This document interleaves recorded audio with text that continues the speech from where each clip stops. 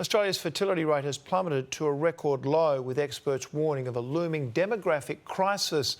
Now WA researchers are embarking on a world-first study, trying to find out why our numbers are declining.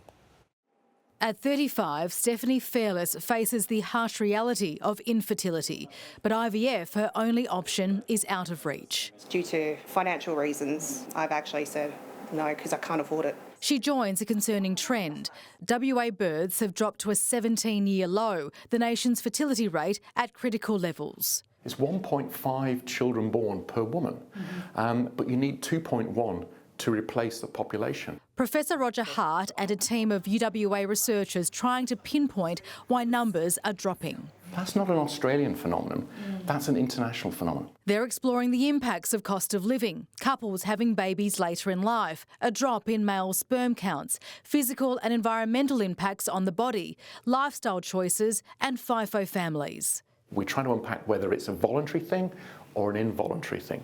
Data is being collected from participants in the Raine study, one of the longest-running multi-generational research projects tracking them from birth to adulthood. This is a world first. There's nobody else that has done a snapshot of reproductive health at the time of peak fertility. 34-year-old father of one, Michael Scott, is part of the Raine study cohort and hopes his involvement may reveal some answers. A little bit alarming at first, a bit of a shock.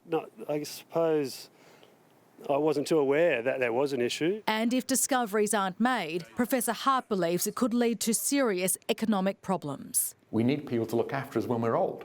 And so we're getting this significant bubble of individuals that are old and need support, with us less and less taxpayers and workers to support them. This comprehensive medical investigation involves up to 1,500 people taking detailed questionnaires and undergoing physical examinations, including ultrasound, sperm samples and blood tests.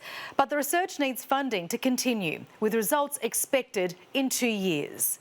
If there is something that's popping up more frequently with infertility, it should be looked into. Tracy Vo, 9 News.